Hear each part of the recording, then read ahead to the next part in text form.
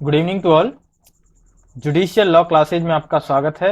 आपकी labour and industrial law की ये जो सीरीज चल रही है उसकी आपकी 9th वीडियो है। ठीक है, ये 9th वीडियो हम कवर करेंगे जिसमें हम देखेंगे छंटनी जो होती है उसको क्या है। ठीक है, चटनी क्या होती है इसको देखेंगे।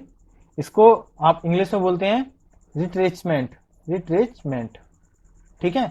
इसको रिन्यू बोलते हैं छटनी। ठीक है, इसको देखेंगे। इससे पहले आपसे रिक्वेस्ट है कि चैनल को सब्सक्राइब जरूर कर दें अगर आपने सब्सक्राइब नहीं कर रखा है तो। ठीक है, जिससे इन वीडियो की अपडेट आपको मिलती रहे। छटनी देखेंगे, इसकी शर्तें, प्रक्रिया एवं पुनः नियोजन किस प्रकार से किसी भी श्रमिक या नियोजक का नियोजक द्वारा किसी भी कर्मकार या श्रमिक का किस तरह से द्वारा उसको नियोजित किया जाता है किसी भी स्थापन में। ठीक है, इसकी मेन पॉइंट देख लेते हैं क्वेश्चन के। तो सबसे पहले इसमें परिभाषा, छटनी की शर्तें क्या है, छटनी की प्रक्रिया और छटनी के लिए कर्मकारों का पुनः नियोजन, इसको हम देखेंगे। तो आपकी नंबर 1 परिभाषा, छटनी की परिभाषा धारा 2 इसके उप सेक्शन जा या में इसको दिया गया है। ठीक है, धारा 2 छटनी क्या है इसमें, यानी छटनी से नियोजकों द्वारा किसी कर्मकार की सेवा समाप्ति से अभिप्रेत है। छटनी का मतलब यहाँ पर यह है कि किसी भी नियोजक द्वारा किसी कर्मकार की सेवा समाप्ति हो जाए जो अनुशासनहीनता के संबंध में दंड से भिन्न हो। यानी ये जो समाप्ति है वो इस प्रकार की ना हो कि अनुशासनहीनता की गई हो किसी भी कर्मकार द्वारा तब उसकी समाप्ति की गई हो दंड के रूप में, उस प्रकार की ना हो। ठीक है, तथा इनमें से निम्न नहीं हो।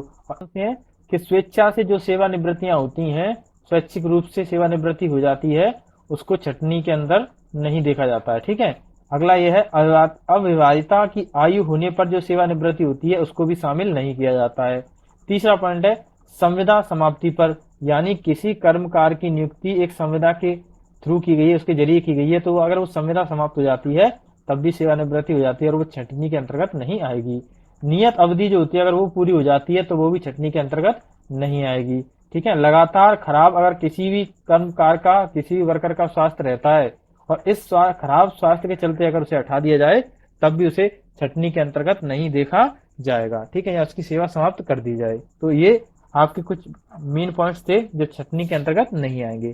इसमें एक केस भी है आपका, state of Rajasthan versus Rameshwar Lal Gehlot, इसका केस है। इस केस में यही कहा गया था कि सेवा समाप्ति जो होती है वो सेवा समाप्ति पर जो सेवा किसी भी श्रमिक की सेवा समाप्त होती है तो वो उसकी सेवा खत्म हो जाती है उसकी जगह, लेकिन उसको चटनी नहीं माना जाएगा, सेवा समाप्ति को चटनी नहीं माना जाएगा। अब अपना अगला पॉइंट है, इसमें दूसरा पॉइंट है छटनी की पूर्वभाव्य या पूर्ववर्ती शर्तें क्या है। पूर्ववर्ती या पूर्वभाव्य एक ही शर्तें, मतलब एक ही मतलब इनका।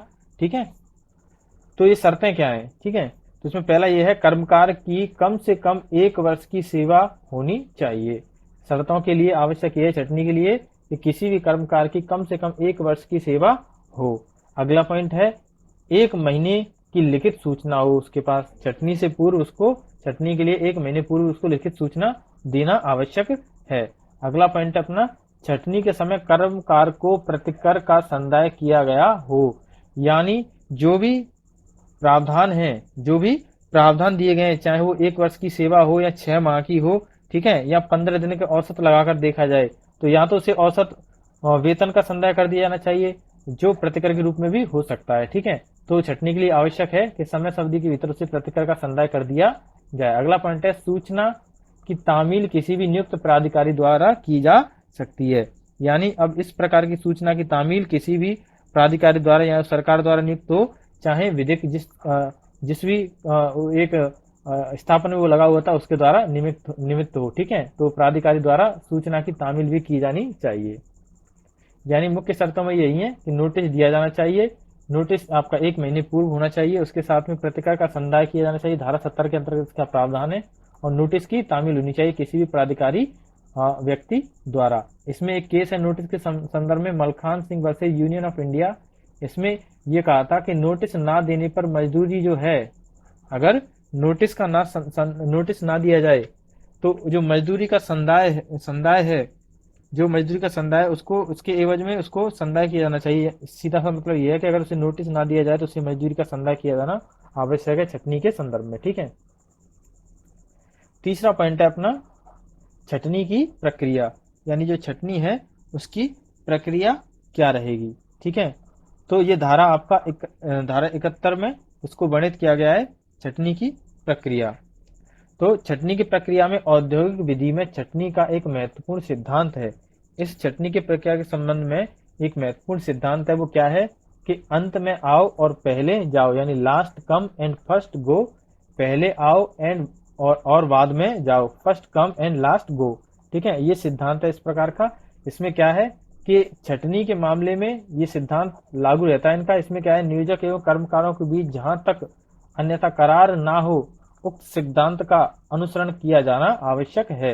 यानी अगर करार ना हो, अगर किसी भी प्रकार करार ना हो, तो इस सिद्धांत का अनुसरण किया जाना आवश्यक है, जिसमें क्या है, आप लास्ट में आओ और पहले जाओ, या पहले आओ और लास्ट में जाओ। ठीक है, अब इसकी जो शर्तें हैं, ये क्या है कि ये जो सिद्धांत है उसका अनुसरण किया जाना आवश्यक है, लेकिन इसकी जो शर्तें हैं उन शर्तों को देख लेते हैं प्रक्रिया की। उसमें क्या क्या प्रावधान है कि इसमें छटनी किया जाने वाला व्यक्ति कर्मकार हो, यानी जिसकी छटनी की जा रही है वो कर्मकार यानी वर्कर होना जरूरी है, वो वर्कर हो। ठीक है, भारत का निवासी हो वो, और स्थापन में नियोजित हो, यानी वर्कर जिस स्थापन द्वारा उसकी छटनी की जा रही है उस स्थापन में वो नियोजित होना चाहिए। वो कोई भी वर्क प्लेस हो सकता है। ठीक है, विशिष्ट वर्ग का वो कर्मकार होना चाहिए, यानी किसी स्पेशल वर्ग विशेष का वो कर्मकार होना आवश्यक है। तो छटनी के लिए प्रक्रिया के लिए आवश्यक कुछ तत्व हैं ये। ठीक है, इसके बाद फोर्थ पॉइंट है अपना पुनः नियोजन, यानी किसी कर्मकार की पुनः नियोजन उसको दोबारा कब लगाया जा सकता है, अपने स्थापन में धारा 72 में बताया गया है। इसके लिए कुछ बातें बताई गई हैं, वो ये है कि पहला ये है कि नियोजक द्वारा 1 वर्ष के भीतर पुनः प्रस्ताव, जो नियोजक जो होता है उसको कर्मकार के लिए, वर्कर के लिए पुनः प्रस्ताव 1 वर्ष के भीतर भीतर भेजना पड़ेगा कि मैं आपको पुनः अपने स्थापना में लगाना चाहता हूं, तो आप आने के आप स्वेच्छा है आपकी, लेकिन प्रस्ताव दिया जाना चाहिए नियोजक द्वारा 1 वर्ष के भीतर। दूसरा पॉइंट यह है कि भारत का नागरिक होना चाहिए, जिसको पुनः नियोजित किया जा रहा है वो वर्कर या कर्मकार भारत का नागरिक होना चाहिए। अगला पॉइंट यह है पुनः स्थापन पर अन्य पर आधारित अधिमान मिलेगा, अन्य पर आधारित अधिमान मिलेगा, यानी पुनः स्थापन जब होगा, अधिमान का अर्थ है यहाँ पर प्रेफरेंस, यानी किसी अन्य व्यक्ति की अपेक्षा पहले वाला जो भी आपका कर्मकार होगा, वर्कर होगा, उसको ज्यादा अधिमान यानी प्रेफरेंस मिलेगा। ठीक है, पुनः नियोजन पर। अगला पॉइंट ये है प्राथमिकता मिलेगी, और उसको सब प्राथमिकता भी दी जाएगी, जिसमें उसे स्पेशल आयु की भी छूट दी जा सकती है और अन्य कुछ प्रावधान भी हो सकते हैं। ठीक है, अगला पॉइंट है इसमें पुनः नियोजन